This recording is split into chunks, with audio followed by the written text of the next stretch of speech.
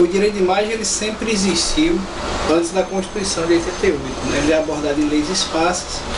A grande vantagem da Constituição de 88 é que ele colocou o direito de imagem como sendo um direito autônomo. Então ele pode ser hoje exigido independente de estar ligado a outro direito da personalidade, né? A Constituição aborda o direito da imagem praticamente em 3 incisos, né? É o inciso 5º, 10º e o 28º, na primeira linha, a linha A, né? Basicamente, o direito da imagem está resguardado no inciso 10º, né? Que protege não só a intimidade e a vida privada, a honra e a imagem. O inciso 5º fala apenas sobre direito de resposta em relação à imagem, que tem que ser proporcional, né, ao dano causado. E a letra A do inciso 28º, ele fala apenas sobre a utilização da imagem em obras, né, coletivas e individuais. A participação individual em obras coletivas que utiliza a imagem ou a voz de uma pessoa. Então, a proteção ao direito de imagem ela está norteada, ela está fixada basicamente, como eu falei, no inciso 10º da Constituição, que protege além da imagem a intimidade, a vida privada e a honra, né? E a proteção se dá através da possibilidade de indenização dos indivíduos dessa imagem. É bom frisar que a imagem e a vida privada, invasão de privacidade e a utilização de imagem são coisas que não se confundem. Nem sempre a utilização indevida da imagem tem a ver com invasão de privacidade, né? Porque a imagem como direito personalístico, como eu disse a vocês, foi erigida, ela é autônoma, ela pode ser protegida de maneira autônoma e não necessariamente precisa de estar ligado ao dano de um outro direito de personalidade, como por exemplo a privacidade. Você pode ser, por exemplo, fotografado na rua, né? Você pode dar uma entrevista, né, para um jornal e ser fotografado. Nesse caso, sua vida privada ela não está sendo devassada, mas sua imagem está sendo utilizada.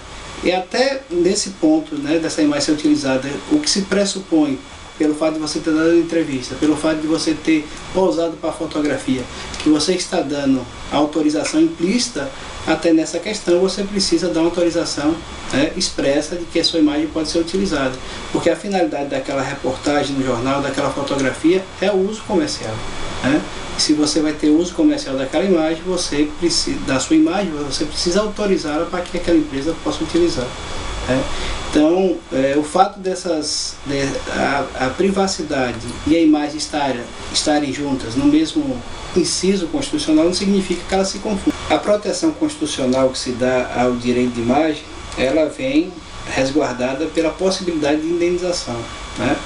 E a indenização está ligada ao ramo da responsabilidade, que necessita, para que se indenize, para que se tenha a possibilidade de você receber uma indenização por conta da utilização indevida de sua imagem, da caracterização de alguns elementos de responsabilidade, né? A ação ou omissão é um dos elementos, a culpa, né, de quem, culpa no sentido amplo, de quem comete essa ação ou omissão, o nexo de causalidade e, por fim, o dano propriamente dito, que é o que se chama de prejuízo, né? Então, em tese, para que você tenha a possibilidade de ter uma reparação financeira pelo uso indevido de sua imagem, se pressupõe, dentro da responsabilidade civil, da possibilidade da causa, né, de provocar um dano para a pessoa, causar um prejuízo, né, que é o dano moral, né, ou dano material, que vai necessitar. O dano moral tem a ver, né, com o prejuízo da parte psicológica, moral da pessoa, e o dano material tem a ver com o prejuízo. Isso vai depender nesse caso aí do dano material, vai depender inclusive da profissão da pessoa, que se a pessoa tiver uma viva da imagem dela, vai ter um dano material associado aí, que é diferente de uma pessoa comum, que pode pleitear o dano moral, ou se essa utilização indevida da imagem causar um prejuízo financeiro a ele, se ele, por exemplo, deixar de ter algum contrato de trabalho por conta da utilização indevida dessa imagem. Aí causaria também um dano material. Então, o grande problema de você receber uma reparação pelo uso indevido de sua imagem é a prova do prejuízo, ou seja, do dano propriamente dito, né? Aí o que acontece? Por conta dessa discussão chegou aos tribunais, né? Foram editadas algumas jurisprudências a respeito disso, até chegou que o STJ ele editou uma súmula, a súmula 403, né? Que trata justamente dessa questão, né? Diz a súmula 403 que independe de prova ou prejuízo a indenização pela publicação não autorizada da imagem de pessoa com fins econômicos ou comerciais, né? A primeira consequência da edição dessa súmula é justamente a mais importante delas, é que você não precisa mais provar prejuízo, né, da utilização não autorizada da sua imagem. Ou seja, teoricamente falando, basta que você prove que a sua imagem foi utilizada sem a sua autorização, você terá direito à indenização. Não precisa você provar que aquela utilização indevida lhe causou algum prejuízo, lhe causou algum transtorno. É claro que o dimensionamento do prejuízo vai ocasionar na dimensão também da indenização.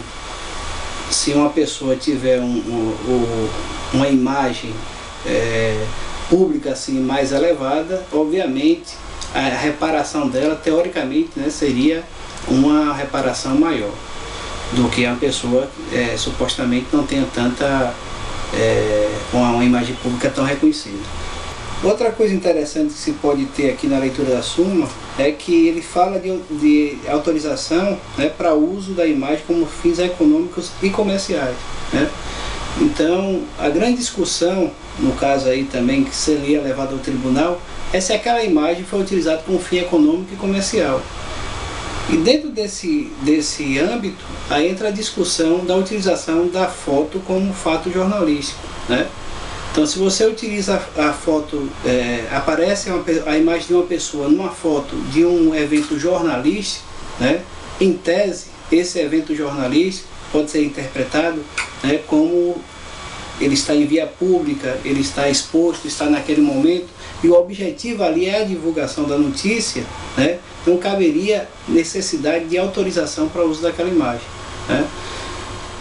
Mas, se pensar por outro lado, você vai ver que o objetivo da foto de um jornal, né, de circulação e de venda, né, a notícia ela está vinculada à venda do jornal, à comercialização do jornal. Então, em último caso, o último aspecto daquela utilização, na verdade, é que aquela foto, né, mesmo sendo a divulgação de um fato jornalístico, ela está ligada à necessidade comercial daquele veículo, né, que não só vai ter vendas, como também tem patrocínio, tem uma série de coisas. Então, em tese, até essa utilização de imagem, né, mesmo sendo captada em via pública num evento jornalístico, ela necessita de autorização, né, daquela pessoa que aparece naquela imagem. Se essa autorização não é dada, a pessoa pode pleitear juridicamente a reparação por danos morais. E a discussão do tribunal seria isso: aquela utilização foi comercial, né, teve finalidade econômica ou não teve finalidade econômica, né? E seria nesse aspecto que o juiz decidiria, né, porque a súmula acoberta justamente a necessidade de autorização da imagem com finalidade econômica ou financeira. É óbvio que quando chegar a discussão ao tribunal, vários aspectos serão discutidos em cima do que está escrito lá na súmula. Em nenhum lugar, né, nem na Constituição, nem na própria súmula, se fala em autorização expressa, né?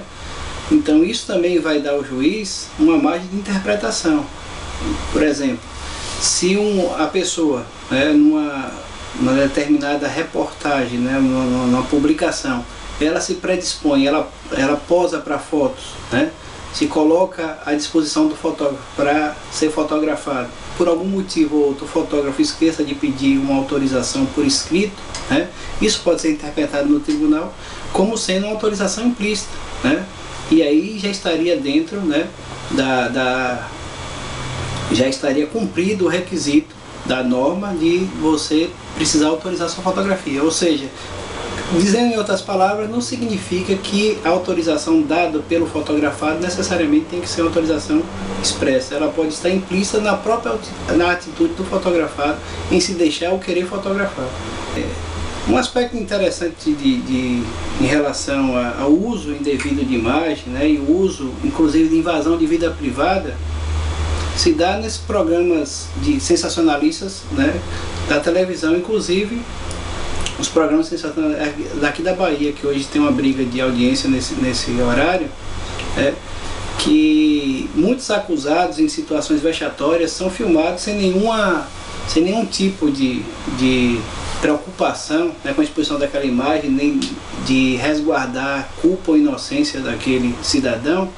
E o que é mais interessante, que se diz lá, que na maioria dos casos são os próprios delinquentes, as pessoas que estão ali naquela situação de prisão, que convocam aqueles veículos de imprensa para que sejam filmados ou fotografados. Então, nesse caso, por exemplo, sendo constatado, e às vezes a atitude do próprio entrevistado, do delinquente entrevistado, já demonstra isso, é um caso de uma autorização implícita da utilização daquela imagem, né? Mesmo nessa situação vexatória.